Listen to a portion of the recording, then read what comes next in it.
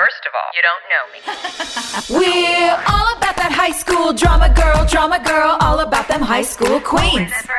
We'll take you for a ride in our comic girl, cheering for the right team. Drama queens, smart girl, rough girl, fashion but you're tough girl. You could sit with us, girl. Drama queens, drama queens, drama queens, drama queens, drama queens. You guys, season 6, episode 6, messing with the kid. Some of us think it was awesome. Some of us think it was a dumpster fire, but we are going to find middle ground because there was some cute shit in this episode from October 20th, 2008. Ready, set, go. What'd you guys love and hate? Oh, I liked this episode. I was surprised you said you didn't like it. You know what? I like parts of it, but this is my overall. And the fans, I have seen your feedback. I know you don't like it when I pick on things. However, as a professional who watched this episode with her 13-year-old child, what I will say is that it felt like each actor only had one day available and everything was like the same blocking, the same set, like the same thing over and over again. And the dialogue was all a reminder of old basic shit that we already know. Like there's a conversation in particular between Haley and Brooke where it's like, you're the strongest person I know because ABCD. You're the strongest person I know because ABC. And I was just like, what executive note did we get from Warner Brothers where they were like, hey guys, nobody remembers anything from the previous 5 seasons. Can you remind them all in one episode? Yeah. I mean, maybe they were focused more on the comedy because there were a lot of quips and a lot of jokes and a lot of good one-liners and stuff. So I'm wondering if maybe they were just like, we just need a funny, light episode. And so they gave it to Harrow and Strauss and said, please just make this funny. And so that's really the only thing it seemed like they were focused on. Ron, yeah. I also get the sense, like, because the humor and the quips and everything I really enjoyed. I thought some of the comedy in this episode was great. And then the things that started to kind of turn into that, like, womp womp, what are we doing? Why are we doing exposition together over coffee? Yeah, you guys are best friends. You know each other. Yeah. Like, I liked the way the scene started. And then I went, oh, wait, are we just going to volley the same compliment back and forth? And it felt to me like one of those, I don't know, the thing that it lit up in my brain was, is this a bridge episode to remind like maybe the fans who started in 5 or 6 of some things because there's some stuff coming. Like I get that sense that maybe they're trying to lay pipe for something. I don't know. Did you just say lay pipe? Oh my God, I meant lay pavement. It was in my head. I was seeing a road. Oh boy. That would have been a better episode, you know honestly. What? It's really early and I have clearly not had this coffee yet. Poor Lucas couldn't lay pipe this episode. Oh my God. I loved it. Let's talk about your storyline. I loved it. It was my favorite. It was really nice.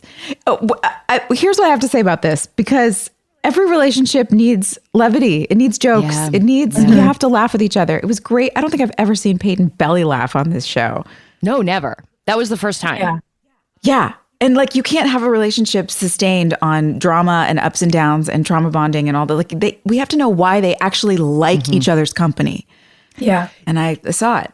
Weird episode to watch with your son. He just like, Jeff's in the city with George. And so Gus like wandered in this morning while I was watching the episode and was like, what's this? And I was like, I don't remember. Sit down, kid. And I'm like, once you're in, you're in. And for him, he's seen this couple play the way he sees his dad and I play, where, you know, anything that's high stress in our household, we make a joke out of. And that's how we keep things light and cool. So for him, that looked really normal. And he didn't like his mom, you know, walking around in a t-shirt. But it was cool to see him be like, oh, this couple is a no-brainer. He likes Lucas and Peyton together. And so, as a palate cleanser after this episode, because I was a little wah-wah afterwards, especially with the freeze frame on Jamie at the very end, which was so weird. That was a no. That was a no, Doug. I was like, Gus, do you want to watch the pilot?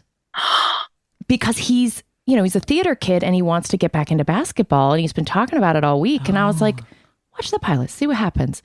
And for him to watch the beginning of Peyton and Lucas this morning and fucking jump up out of his seat when Lucas hits the game-winning shot in the pilot and like tells Peyton, "I'll be seeing you." The child jumped off the couch. It was adorable. And then to watch this episode where like Peyton and Lucas are now together and everything's great. It was cool to watch the magic of this relationship unfold for a brand new set of eyes. And to your point, I like that there was fun in this episode. I like that maybe we didn't have the budget to do one of our big episodes. So we just brought everybody into house arrest. We're all just, Sophia opened that door so many times in this episode. Who's behind door number 2? The Brooke Davis apartment door got a workout. House arrest. We were all on house arrest for years with our people. Okay, but I really want to know, because we're talking about, Joy, you and I are talking about what we enjoy about seeing Hilarie and Chad like laugh together and play together and have these jokes. But what don't you like about it? Yeah, why don't you like that? Is it that it feels like a device and you guys managed to make the device good in the pages? Yes. So the whole like shtick of, I read an article and it was clear to me that women had no say in this script. Like Peyton freaking out about this article and like, oh no, blah, blah, blah, blah, blah, blah. It just, like, I remember thinking it was dumb when we were doing it. And I even said to Gus while we were watching it, I was like, look, this is how actors take something that they think is dumb and commit to it in such a way that you earn your paycheck. And so we did work really hard to make it fun. And what I liked is that Chad and I made the choice together. Because I remember having a conversation that we were never going to be mad at each other. Like there was a little bit like, are you going to get irritated with each other? And it was like, no, he's good. Like each volley of the War of the Roses was an opportunity to impress one another with our creativity. Yeah. And so that felt fun. But then like Haley getting into a physical altercation with the mom at school. No, and like that was silly. The way that all the women were talking in this episode, that it was clear there was not a female executive anywhere to be seen. Guys, sweet Kelsey coming back. The joy of seeing Gigi and then having her be like, I'm just having lots of sex. And I wish I'd had sex with you. And I also have sex with girls. I was like, what 8-year-old boy wrote this? Yeah. Like women don't talk that way. And if we want to flirt with someone who we're like, man, I've had a, really should have done this differently the last time I had a shot. Like, we're not going to talk like that. Way more coded and clever. Women are so much more clever than all this just like blatant wah, wah. It was great seeing her face on the screen. I sure was happy to see her. But yeah, I really wish they had given her something a little more interesting to do. Yeah. Everybody like looked good in this episode. Where did we all come from? Everyone's kind of like tan and in a good mood. I have that note too. I was like, I have a tan. Hilarie's got a tan. You were all, Mouth you were has all a glowy. tan. Lee had a tan. You had fresh highlights, Hill. Soph, you had a haircut. Yeah. Did we have a hiatus? Maybe we had a hiatus. It aired at the end of October, which means if we were 6 weeks ahead in shooting, mid-September, I mean, what a dreamy time in Wilmington. It's still hot enough to go to the beach, but it's not so humid that you think you're going to die when you're outside. And the tourists are gone. Yeah. Yeah. Yeah, maybe this was one of those years where we were all just like on the beach on the weekends. Yeah, I think so. Those were good times. They were. And it's interesting because that spirit of play that like you can kind of see on everybody's faces and how you're talking about you two really wanted to make sure you kept it playful instead of bickering.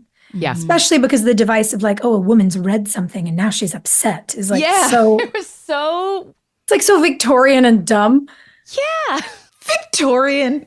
You know what I mean? Like, oh, the woman has learned to read and now she's on the fainting couch. Like, what is going on? The woman learned to read. I hate it. That's what irritated me. I couldn't articulate it. Yeah. Yeah. It's very pedantic. But I will say you guys infused play into it. And Joy, you said it. Watching Peyton belly laugh is fun. Yeah. Watching for me, remembering the sort of this kind of like frustrated comedy with good one-liners I got to do in Brooke, that was always really fun for me. Joy, even though it's ridiculous that Haley would like get into a fist fight with this mom, it's fun to watch you like fired up and to have to watch Nathan talk Haley off a ledge, you know? Yeah. And then Nathan's playing, everybody's playing. Him with Jamie and on the slam ball court, and, you know, Chad's playing with you. It's like, I don't know. It is really nice. As silly as some of the devices are, it's really nice to see everybody just having a good time together. Yeah. I think it's totally, I mean, I don't know, Hill. I thought it was totally reasonable that she would be goofing around. I think it went too far in the direction of what you're talking about. But the idea that she would wake up, be reading a magazine article, if they had written it a little bit more with a little lighter of a tone, and go, you know, start mentioning these things, and then they get into it, and then the day just progresses, and it's like, oh, I'm drawing a line on the floor, and then you just play with each other. That feels realistic to me, that I could see two people in a relationship just having fun, goofing off all day long, and just the one-upping each other. It's a fun way to just play. You know what I liked about it? You guys have talked me into it. Fine. All right. Oh, fine. good. Good. What I will say I liked about it, even though I hate the Victorian nature of it all, is that what it does allow, sometimes when you don't know how to have an uncomfortable conversation with someone. Yeah. You know, remember parents used to say this to us about watching our show with their kids. This helps me talk to them about relationships. It helps me talk to them about sexuality. It helps me talk to them about drinking. I like that we get to see that, you know, it's not necessarily a big deal, but you are uncomfortable that you haven't actually moved in. Yeah, and you do want to sleep in a grown-up room. And oh, thank God. I was so happy. Peyton was like, can we please not sleep finally. in your high school Wait, did we bed? ever read the synopsis? Oh, shoot. We did. You guys, we got so fired up about this. All right. We're going to give it to you now. So these were all just teasers. These were teasers for you. Somebody read this thing. Season 6, episode 7, Messing with the Kid. Air date October 20th, 2008. Nathan and Haley must parent Jamie in the face of a school bully, while Lucas and Peyton adjust to life as a live-in couple. Brooke finds being a role model not as easy as she expected, and Marvin tries to get his old job back. Oh, I love their storyline. I did too. Thank God Peyton wanted to move into the Karen's bedroom, the master bedroom. That's all I'm going to say. It was needed. You know, the only other episode that Gus had ever seen before was when Lindsay was living with Lucas, and there was an episode where she's asleep in bed and he's like dinking around at the typewriter, like watching her sleep. Yeah. And even my child was like, why are they in his childhood bedroom? Like, that's weird. And so I like that Peyton is messing with him. I remember what it was. So the whole thing about Lucas not being able to like get it up. So funny. I remember that was like a thing because Chad he committed to it. He played it really, really well. But I remember it feeling like a dig. And I remember like, you know, when you're like a young stud actor on TV and your storyline is that you can't perform, he committed to his job, but it wasn't fun for him. That's embarrassing. Like, it's an embarrassing thing. But it was in his mom's bedroom. Like, I get it. I get it.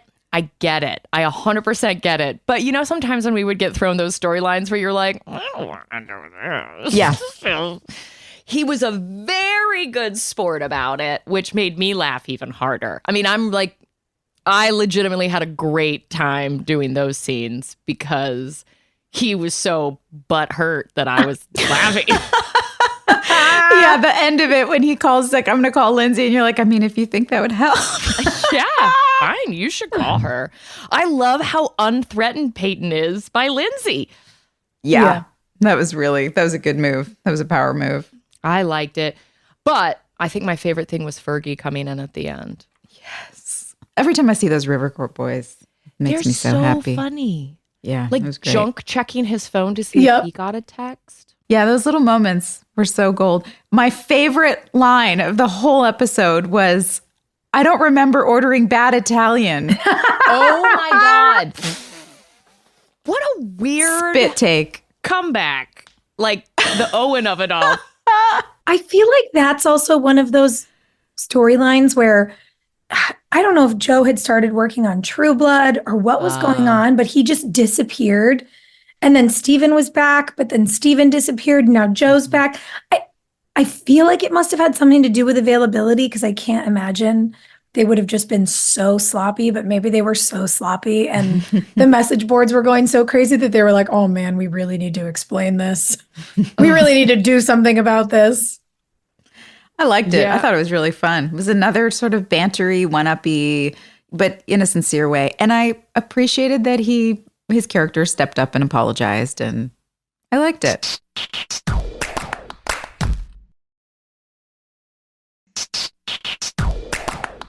Joe and I always had really good chemistry. Like we always had so much fun working together.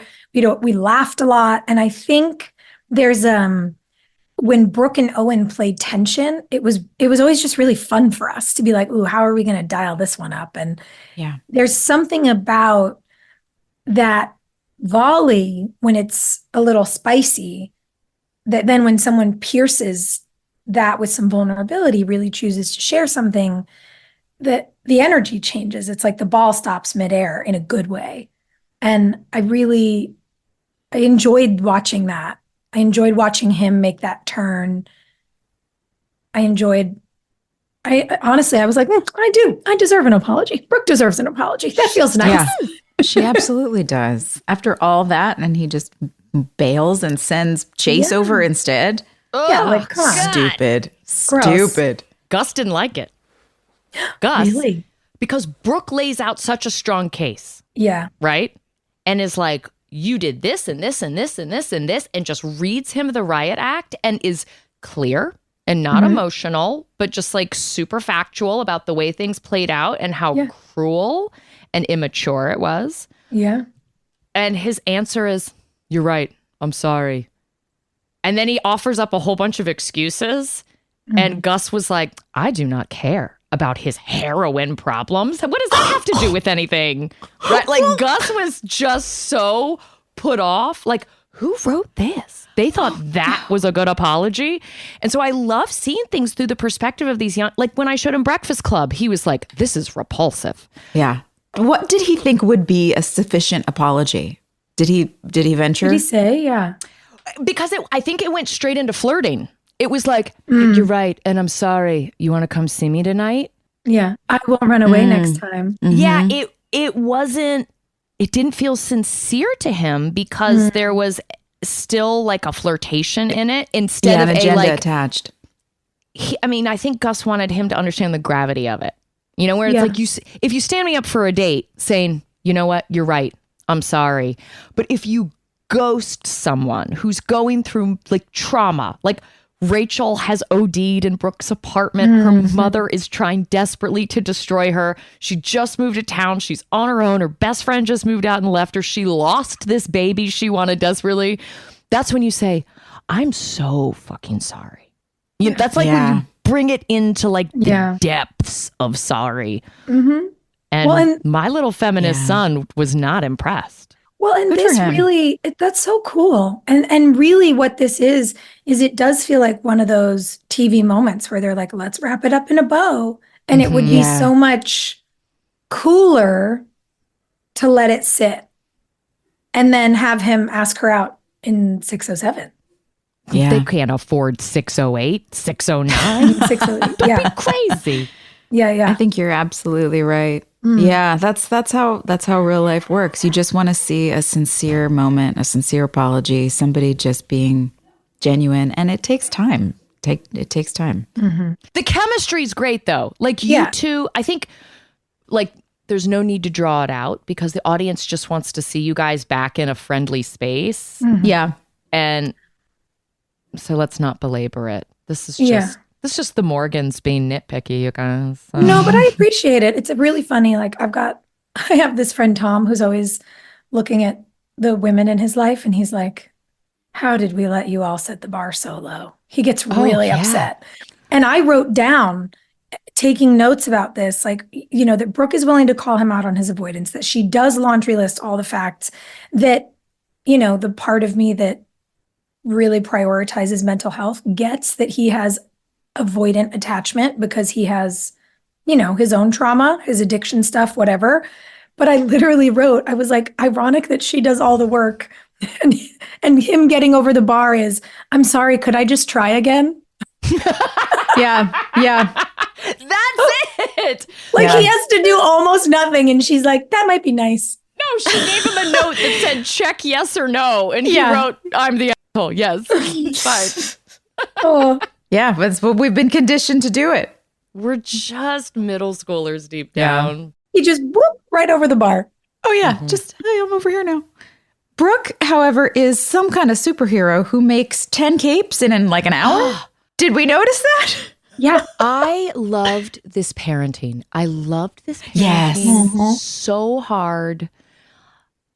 I've lived it. I loved watching this. And while the men who wrote this episode have never spoken to women before, they're alien to women, they must have experienced some sort of childhood bullying or interaction like this because this was, I loved it. It was my favorite part.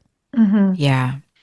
It goes so much deeper than these options, right, that we've been taught and that you guys discuss in that first scene.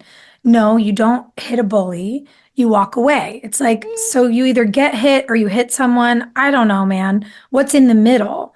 And to see the dad figure out the middle, to figure out how to come in and shift the narrative. Yeah. And be a hero and let his son be a hero. It was just so sweet. And the fact that it managed to make all the kids be nice to each other, I was like, more of this, man. Yeah, I agree. That's the kind of thing you want to see. I liked watching Nathan put his power into practice. I mean, especially because Dan Scott is fucking awesome in this episode. Every line. I grew up with Dan Scott parents, just so you know. Like, I had a bully in elementary school and used to make me cry all the time. And my parents were like, well, you know why they're a bully? Because their dad's a fucking alcoholic that cheats on their mom. And so they were like, so next time they come for you, you just tell them that. Right? And this is like elementary school. And I did. Gosh. And it was cruel and unusual. And you grow up and you learn empathy and you're like, oh, Christ, like what a nightmare. Like, why would anyone encourage this? And so with my son, Gus gets bullied all the time. And we have very different conversations about like the trickle down effect of bullying and why it happens and how to avoid it and how to remove yourself from those situations. And so I loved that Nathan could have grown up in this Dan Scott household and been like, we're not going to repeat this cycle. We're going to get creative instead. And instead of being a threatening parent, I'm going to be the most fun parent. I'm going to be the one that shows up and somehow weasels my way into the classroom in the middle of the day. Nathan's a good dad. He's been really figuring it out. I've really been enjoying his storyline the last couple of seasons. The way he's the most steady climber. You know, like I think Brooke makes huge strides too, but they're more leaps and it's like, I don't play video games, but whatever the one is where you're like jumping from mushroom to mushroom. Yeah. It's like, Is that Mario? She gets the peaks and valleys. Yeah, Nathan's really like on the staircase. he's a steady climber. It's just small increments. It's habitual change, one small step after another.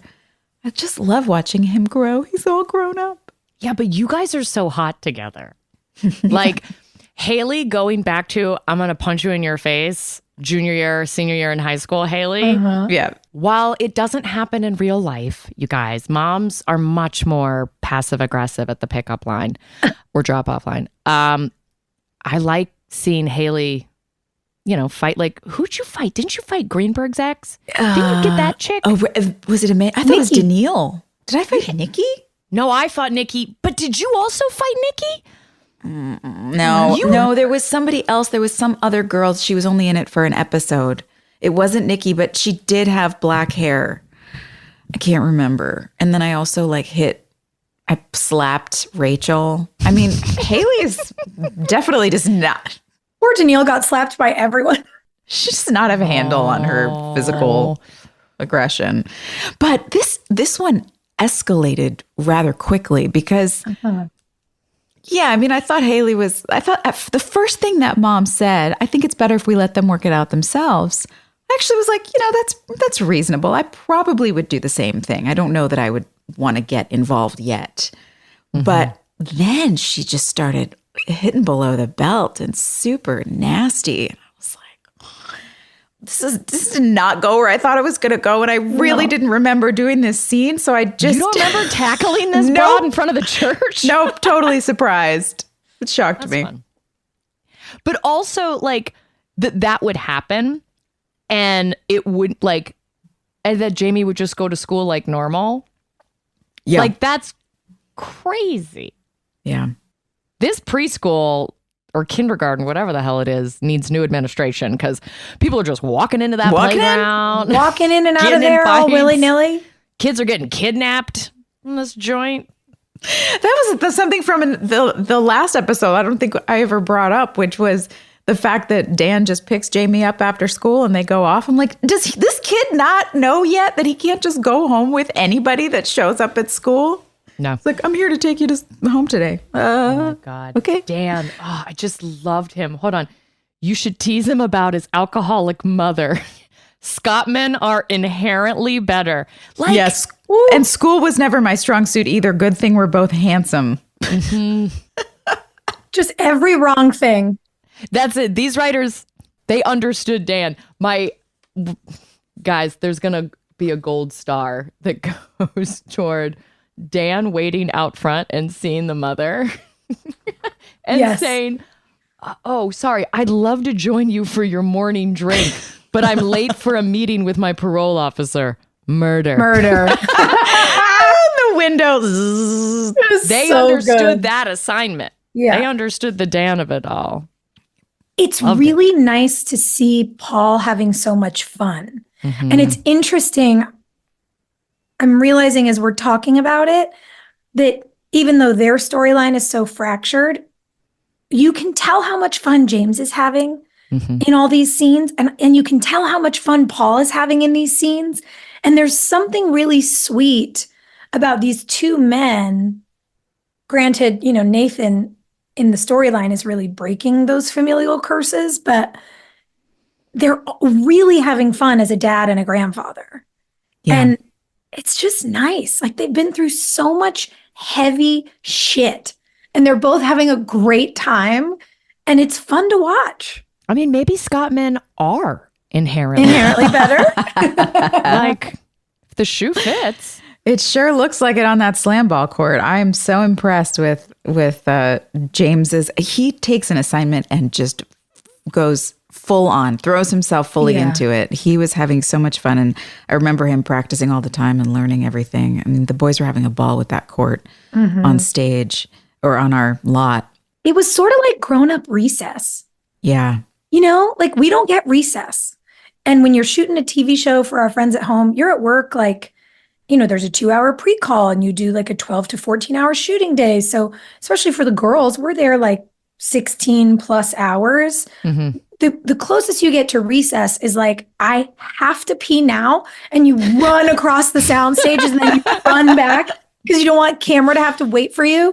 And suddenly there was this court and you could it's like in a movie where, somebody opens a door and then suddenly they're in the snow somewhere, not their backyard. Narnia. It was our Narnia. Yeah, it's very Narnia. And you could just walk through this door and we had a playground. Slam ball Narnia.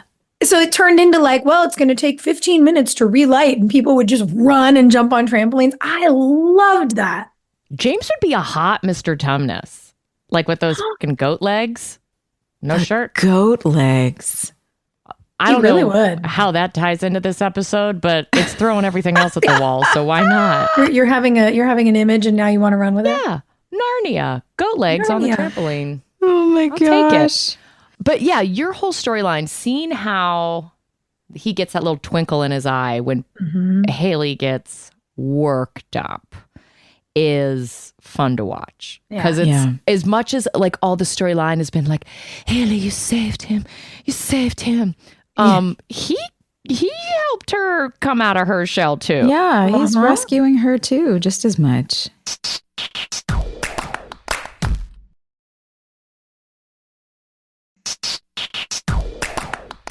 Well, it's nice to see all the little bits of spice in this episode feel fun.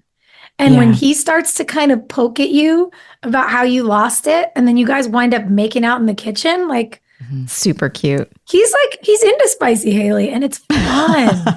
I'm into you two in this. I mean, she was like putting out fires. She was being a supportive wife. She was being a bulldog with this lady. She was trying to build her own dream. Oh, Grace Potter, who is so fabulous. The best. Wow, God, her voice is amazing. She was so fun to have. Do you guys remember how like giddy we all were when she was coming? And we were like, how are we going to talk to her? How are we going to make her our friend? Should we invite her out? Is that desperate? Maybe we shouldn't. Maybe we should wait. Like the excitement that we were going to get to hang out with her was so palpable. And then, I don't know, we weren't there for that scene, that series of scenes you guys did. I was like, wait, the first episode we see her, she's like busking. Yeah. Grace Potter? It was so funny to me, but it worked. You guys, you made this thing that getting back to playing music for fun. It really worked. Do you remember doing that? Yeah. How'd you beat the crowd off? Yeah. Oh God, that's another. I just meant like, how did you push like fans back? Well, we are unwell. Oh boy, it's a Saturday, you guys. We needed a very large stick. Yeah. No, but like for all the fans that at this point we're in season 6, they would gather, but you had to make it look like a natural crowd instead of a swarm. Yeah, because the people who are going to be on camera had to sign a waiver and all. You know, you can't just put anybody on camera. But they did put up signs that were like, if you're walking through here, you may be recorded. But we did kind of draw a crowd. It was fun. I mean, I don't know that a lot of people who were just wandering downtown Wilmington knew who Grace Potter was, unless they had promoted it. But it was kind of before social media was a thing, so I don't know if that was happening. But I do remember working with Grace and going into the studio, and music was a big part of my life at that moment in time. And so that was really fun to work with somebody who was so talented and experienced. And I really admired her songwriting ability and there was something that she does with her voice that's just so, it's Joss Stone does the same thing. It's just raw. She just kind of opens up and the sound is a guttural sound. It's not like a trained thing. And it's something that, as someone who grew up doing a lot of theater, I've always wanted to be able to do that. And it's a scary thing to just, it's the same feeling as screaming, but you just know how to shape the sound. And it's not a thing that you hear on stage very often unless you're Adam Pascal. And so I think it was really fun to be able to watch her in real time do that, and inspired me. But we had fun on set, and she was super cool. And we got to record a song together. I had a song on the, it wasn't on the radio, but it was on wherever people were buying. It was on our soundtrack, right? Is that what it was? CDs? Soundtrack, iTunes, all that. iTunes was a thing. Yeah, but she was a class act. She's a cool girl. Did you guys ever listen to the Penguin, the radio station in Wilmington? Yeah, it was like the indie, like Jack FM, kind of. Yeah, it was really like Michael Franti, and like they were playing Sharon Jones and the Dap Kings. Like they were playing stuff that wasn't top 40. It was kind of more like college alt rock, alternative radio. And that's where I heard her for the first time. That Toothbrush on My Table song that she had put out just like right before she came out here. And it was like, holy shit, that girl's coming.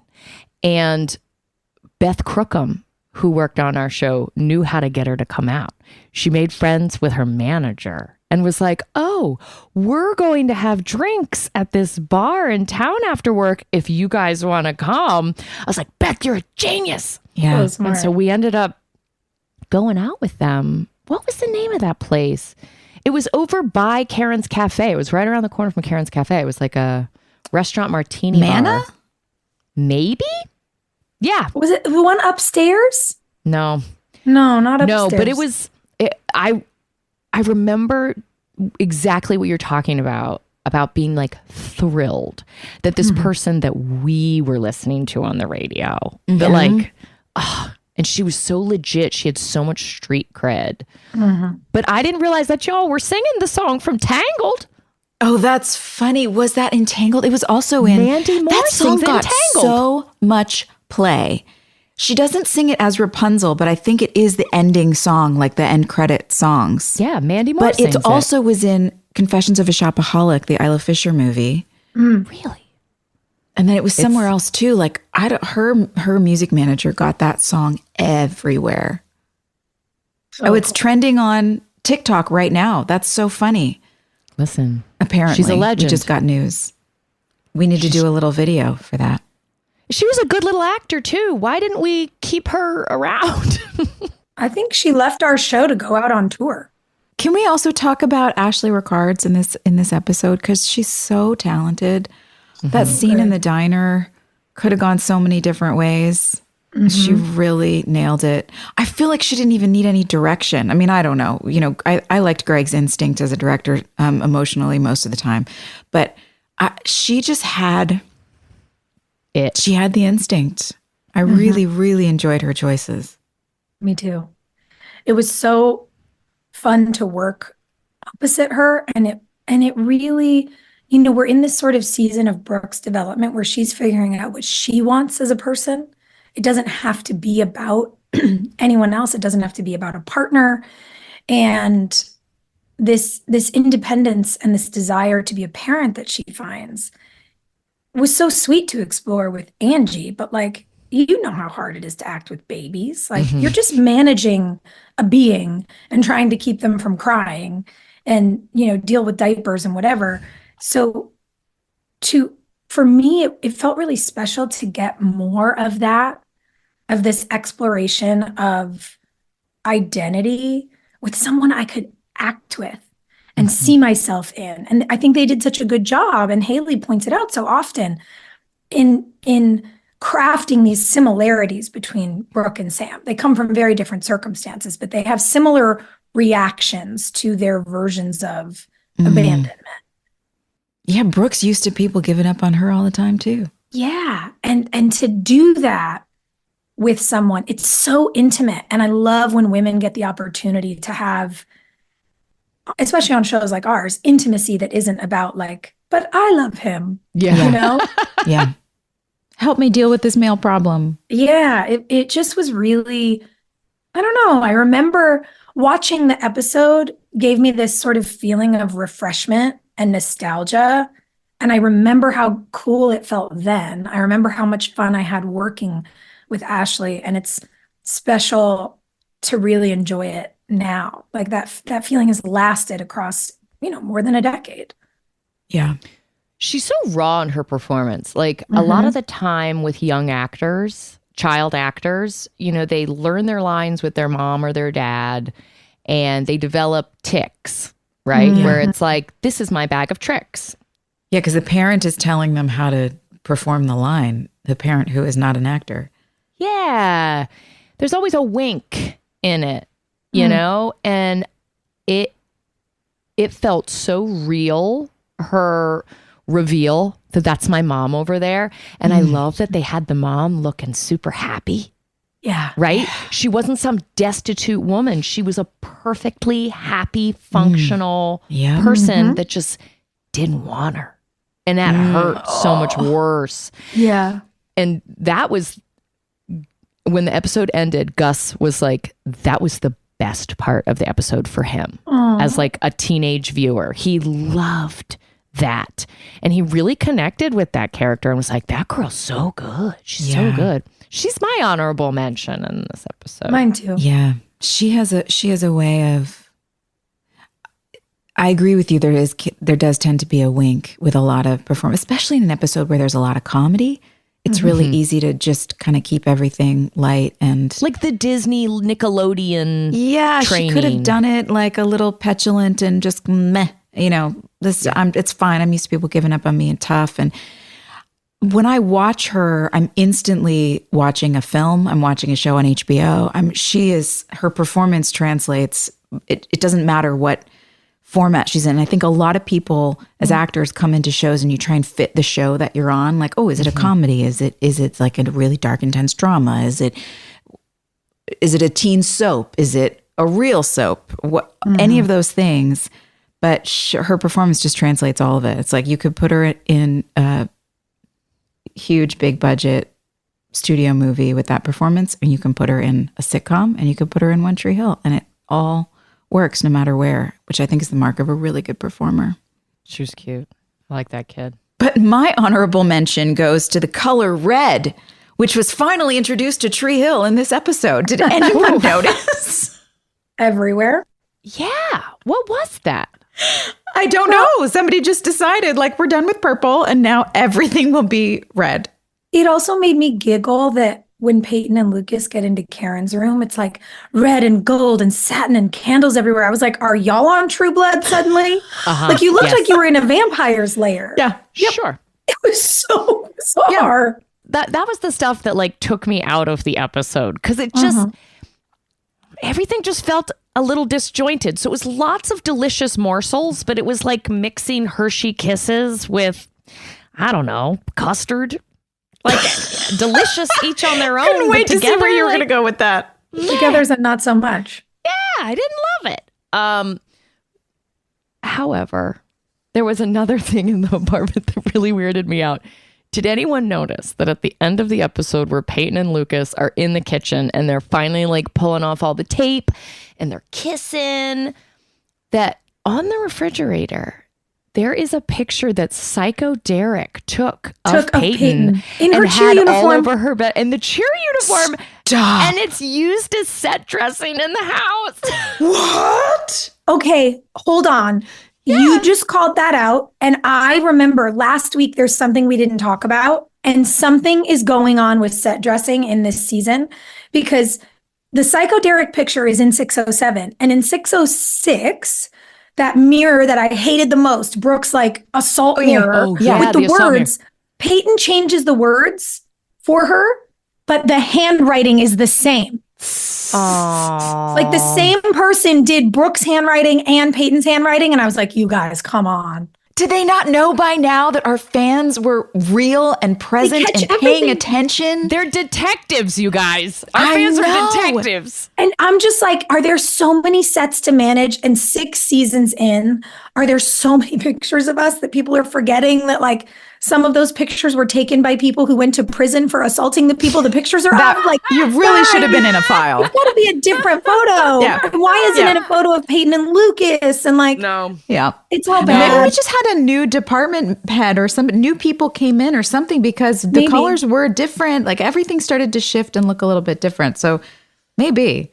But it still should have been in a file. That blows my mind that photo was on the fridge. So funny. I did not catch that. Right over their shoulder as they're kissing. Yes. It's right behind you. It's like a haunting. I didn't like it. It's like an orb in the corner. The last time Peyton was on house arrest was when she was held hostage. Gross. Oh my gosh. Gross.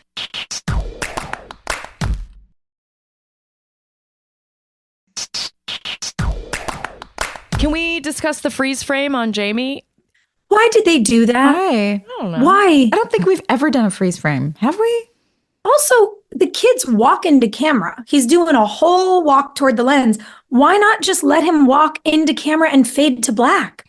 The freeze frame that is like 1992, like the TV version of Mrs. Doubtfire. What are we doing? Yeah, it should have been like, bring, you know, when they do the little... like, Oh, like the reading rainbow logo? Yeah, yeah. The little text goes over his head. The more honestly, if they would have done that, it would have at least been like a shtick. This was just so weird. Just making choices. You know, sometimes you just want to make some choices as an artist, and this was one. We don't do like call-ins on our show, but this is a moment where I'm like, I wish the phone would ring and Greg Prange would be on the other end and we'd be like, tell us who made you do that. Yeah, why'd you do that? They ran out of footage. No, yeah, I bet that's what happened. They ran out of footage. Like somebody said cut too early, or somebody walked in front of the frame, or just something happened and they just didn't have enough camera runway. I think that has to be it, right? And our fan base was so consistent. Like we had the 2 million views every week that they were like, listen, they're not going anywhere. Okay, make it a freeze frame. Yeah. You know, it's not going to piss anyone off. We didn't talk about Mouth and Millie, you guys. They were so sweet. And again, to see people having fun, I know I keep coming back to that word, but when she wakes up, especially because the episode opens on Peyton dreaming in the cage and the thing, and you're like, wait, what's going on? And then she wakes up. Millie waking up, not understanding quite where she is, like what state she's in, what's happening, and then realizing he's home. It pierced my heart in the sweetest way. I love watching these two together. I love watching them be romantic and laugh, and their chemistry is so good. Yeah. They're just the best. I was thinking about her future storyline of becoming a cocaine addict. What? Oh boy. Stop. And I'm just watching this sweet face and their sweet relationship and what a solid person she is. And I'm like, on what planet does someone who has such a solid character, like a moral character, I mean, how does she get there? It just seemed, it pissed me off in advance because it just seemed so unreasonable. You should have stayed in Omaha, kid. Yeah, Tree Hill, It's gonna get ya. That Poor fashion Millie. industry, it'll get ya. She has no idea there's this little vixen at work. Lee played that well. Did I tell you about my girlfriend? Did I tell you about my girlfriend? Did I mention funny. my girlfriend? My girlfriend's the reason I'm so healthy. Yeah. Did I mention? Love that he came back and they offered him the job too before he could even ask for it. That was fun. So great. Yeah, it's nice to see Lee have some screen time. He just brightens my day whenever he's on camera. I like that he's doing well at work. I like that he's being appreciated. I want to talk about Haley's work schedule because I loved the haiku. I loved that scene. Brooke storming in, taking the wallet and the sunglasses. That was funny. But the haiku came so fast and it was so clever and it was delivered so well. I loved the haiku. And I was like, is she only teaching one period a day? Because in our timeline, she's like at home in the middle of the day. Yeah. I was like, she's too good of a teacher to waste on one Brooke's period making a day. capes, 10 capes in an hour. Haley doesn't have a job except one class. Except she does. It's so confusing. Yeah, Nathan happens to be everywhere all at once also somehow. So does Dan. We're all time. What difference does it What make? is time? What is time? time? Do people have you write that haiku out? I feel like that's like a little Tree Hill soundbite that I've heard over and over again. No, I actually completely forgot about it. I wish I was that sharp. I wish I had that kind of sense of humor, like really quick. You have that, Hill, like really quick. It's good. Haiku. There's too many syllables to figure out. No, That's why I was dazzled by it. I was like, this is incredible. I love it. Oh, okay. We have a fan question from Grace. She says, have you ever noticed that Brooke and Sam have a similar moment like Karen and Brooke when Brooke moved into Lucas's room? Do you think Brooke is channeling what she wishes was done for her when trying to parent Sam? Absolutely. I think that's sort of what we were talking about earlier, right? That they come from different sets of circumstances, but they both struggle with this feeling of not enoughness, from not being wanted, from being easy to leave by their parents. Yeah. And having Karen show up for Brooke in high school really shifted her self-worth.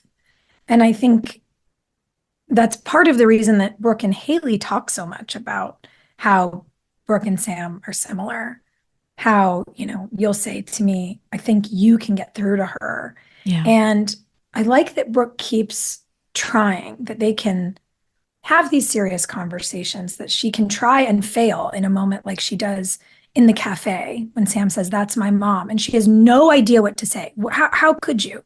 You don't know how to be prepared. This isn't actually that. Yeah, it's not actually your teenager. You don't know this kid very well.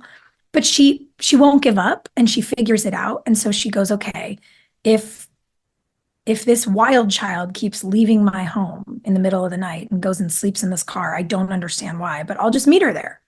Yeah. That's how I'll show up. Yeah. She figures out how to show up for someone who doesn't know how to ask for what she needs and who has no practice with people showing up for them and offers a new way forward. And that's what Karen did for her. Karen offered her a home so she could stay in her community with her people, finish high school her way. And offered her boundaries as well. And not in a way that was containing. It was actually creating more freedom. Yeah. And you say it, kids need structure. Kids need it, but we need it even as adults. And there's this way I think that we're starting to see Brooke figure out how to show up for Sam and help raise Sam. Also, in a way, helps Brooke raise herself. Oh, the reparenting you do when you're parenting is bananas. Yeah. Bananas. Because you realize all the stuff that you were told as a kid was too hard. Like the excuses you heard from grownups, like this is too hard. Then you do it and you realize, no, it's not. This is actually like a joy to be this child's confidant. This is a joy to be this child's security. And it's reparenting yourself while you try, to be dependable for these little animals. And I like seeing modeled behavior. I think that's really important with kids. Yeah. And so you see Nathan doing it in this episode. The drunk mom is the one that's like, let them sort it out on their own. But the problem is a kid that's never seen it doesn't know what it looks like. So they can't sort it out on their own. So both Brooke and Nathan are modeling the behavior that they wished for. And it's, it's effective on the kids that they're dealing with. I love that. That's a great point. Yeah. Kids can't sort it out on their own. Did people not watch the first 4 seasons of our show? We're not reliable at all. Come on. That is one of the hardest parts of parenting, I find, because I always felt like I was given so many answers. Like every time I had a problem, it was like, oh, here's exactly what you should do. And it kind of, eventually I started figuring out that as nice as it was, well-intentioned, but parents aren't in our classrooms with us. They're not engaged with the students and the people that we are in the same way at that age. And the advice didn't always work. Almost hardly ever did it work. And I had to figure out my own way of doing it. And there was something about like the autonomy of that I try and give Maria that. Like, I'm here, I have ideas. If you want my opinion, I'm happy to give that to you. And of course, there's safety issues and things. Some things there's always like a progression of where the line is for that. But I think it's important for kids to be able to have the space to experiment with trying to figure things out and fail. They have to try it and fail. And if you don't ever have an opportunity to fail, I don't know how you develop your character. I don't know how you learn, because then it affects your confidence and your ability to decision make. Because well, I love that Sam got this one boundary, breakfast at 7, and just found the exact workaround. She did. Yeah. I'm following the rule. Brilliant. I took your advice. Yeah. You weren't specific enough. So good. That's such a teenage thing to do, too. Anyway. It was perfect. Let's spin a wheel, because Sophia's got to go. I do. I got to jump. We're going to have a hell of a day today. It's going to be a great Saturday. Get into it. Oh, Lord. Oh. That's a good one. Who is most likely to say I love you to a one-night stand? Oh, gosh. Oh, boy. It's me. I did. And now I have a 13-year-old and a 5-year-old. Oh, yay. Shit worked. By the way, he said it first. So he said it first. It's me. I love love. That. I love love so hard. I love you admitting that about yourself, and it makes me giggle because I realized that the first person who came to mind when we read the question for me was Bevan, but not like actual Bevan, like Bevan's character. The character, yeah. Because I could immediately see the scene and someone being like, thank you. Like just pure comedic gold. Yeah. But I love that the real life version of that led to all of this for you. That's great. The sweetest thing I've ever heard. I loved that big Yeah. O. Right away. I also love being impulsive, and I'm stubborn enough to commit to my impulsiveness for life. Love it. Hey, what do we have next episode? What happens next? Season 6, episode 8. Our life is not a movie. Or maybe. What? I don't think I know what that means, but I don't either. into it. Sounds dramatic. All right. Our life is not a movie or maybe. Maybe. Okay. Well, All right. Maybe. Thanks for joining us, guys. thanks, friends. Thanks, everybody. Love y'all. See ya. Hey, thanks for listening. Don't forget to leave us a review. You can also follow us on Instagram at DramaQueensOTH. Or email us at dramaqueens@iHeartRadio.com. See you next time. We're all about that high school drama girl, all about them high school queens. We'll take you for a ride in our comic girl, cheering for the right team. Drama queens, smart girl, rough girl, fashion but you're tough girl. You could sit with us, girl. Drama queens, drama queens, drama queens, drama queens, drama queens.